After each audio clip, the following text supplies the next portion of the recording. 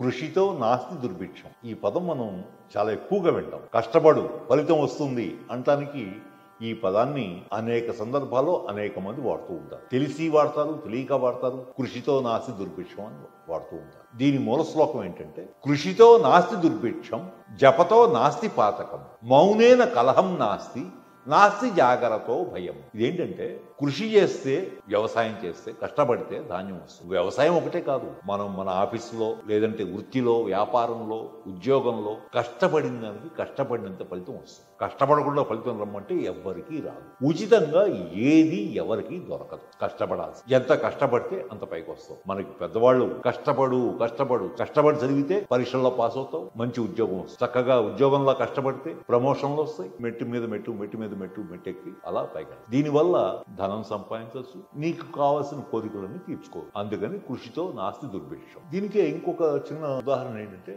ఆంజనేయుడు తన గురువుగా సూర్యుడిని నాకు విద్య నేర్పమని అడుగుతాడు. గురువుగా నాకు విద్య నేర్పండి అని అడిగితే, ఆంజనేయుడు చిన్నవాడు, కుదురు లేనివాడు, పిల్ల చేష్టలు చేస్తాడు, నేర్చుకోలేడు అని భావంతో నా వల్ల కుదరదు అని చెప్తాడు. అని చెప్పి వంక ఏం పెడతాడంటే, నేను సప్తాశ్వంలో 7 గుర్రాలు పూనిన రథంలో లోకాలన్నీ చుట్టూ తిరుగుతూ ఉంటాను. నేను ఒక చోట ఎక్కడ ఆగను, వేగంగా ప్రయాణం చేస్తూ ఉంటాను. అందువల్ల నీకు ఒక చోట ఆగి విద్య చెప్పడానికి నాకు కుదరదు అని చెప్తాడు. అప్పుడు ఆంజనేయుడు అంటాడు, నేను నీతో పాటు సమానంగా ప్రయాణం చేస్తూ నీ దగ్గర విద్య నేర్చుకుంటాను అని. దానికి సూర్యుడు ఆశ్చర్యపోయి సరే అంటాడు. అలాగే ఆంజనేయుడు సూర్యుడితో పాటుగా తిరుగుతూ సూర్యుడి దగ్గర విద్యలన్నీ నేర్చుకుంటాడు. అందుకనే ఆంజనేయుడు మహనీయుడయ్యాడు, రామకార్యం చేయగలిగిన సమర్థుడయ్యాడు, దేవతలందరూ పూజించిన మహనీయుడయ్యాడు. మనందరం మన సనాతన ధర్మంలో అందరం ఆంజనేయుడిని ఎంతగానో ఆరాధిస్తాం, పూజిస్తాం. ఎందుకు? కష్టపడ్డాడు. కష్టపడి తన విద్యలు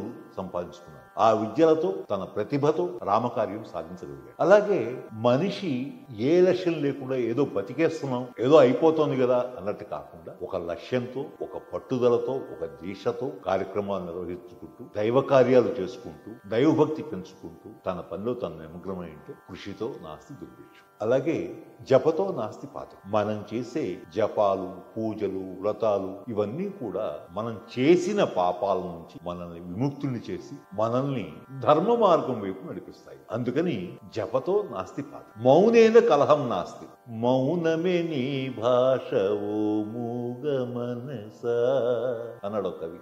మౌనంగా ఉంటే ఏ గొడవలు రావు. ఈ సమాజంలో ఒకళ్ళు ఏదైనా సాధిస్తుంటే వంకలు పెట్టేవాళ్ళు, ఏదో ఒకటి పెడర్థాలు తీసి మాట్లాడేవాళ్ళు, కెలికి వాసన చూసేవాళ్ళు చాలా మంది ఉంటారు. అలాంటి వాళ్ళతో మనం మౌనంగా ఉండటమే. ఎక్కడైనా సరే ఎవరైనా ఎప్పుడు తగాదా వస్తుంది, 2 చేతులు కలిస్తేనే కదా శబ్దం వచ్చేది. ఒకళ్ళు మాట్లాడుతున్నప్పుడు మీరు మౌనంగా ఉండండి, మీరు విని ఊరుకోండి. మొన్నాళ్ళకి వాళ్ళ తప్పు వాళ్లే తెలుసుకుంటారు. అందుకనే మౌనేన కలహం నా. తర్వాత నాస్తి జాగరతో భయం. ఇదేంటి? మనం ఎంత జాగ్రత్తగా ఉంటే మనకి అంత భయం ఉండదు. ఇప్పుడు మనం చూస్తూనే ఉన్నాం డిజిటల్ మోసాలు. నీకు ఆ లాటరీ వచ్చిందని ఒకటి, లేదంటే ఓటీపీ చెప్పండి, లేదంటే షేర్ మార్కెట్ లో మీకు టిప్స్ ఇస్తాము అని చెప్పి, ఇలా రకరకాలుగా మన డిజిటల్ అరెస్ట్, ఎన్ని రకాలుగా మోసం చేసేవాళ్ళు ఉన్నారు మనకి. దీనంతటికీ కూడా మనం అప్రమత్తంగా ఉండి మనం జాగ్రత్తగా ఉంటే ఇలాంటివి, ఆ భయాలు మనం దగ్గరికి రావు. అందుకే నాస్తి జాగ్రత్తతో మనం జాగ్రత్తగా ఉంటే ఏ భయము మనకి ఉండదు. అర్థమైంది కదా? నమస్కారం.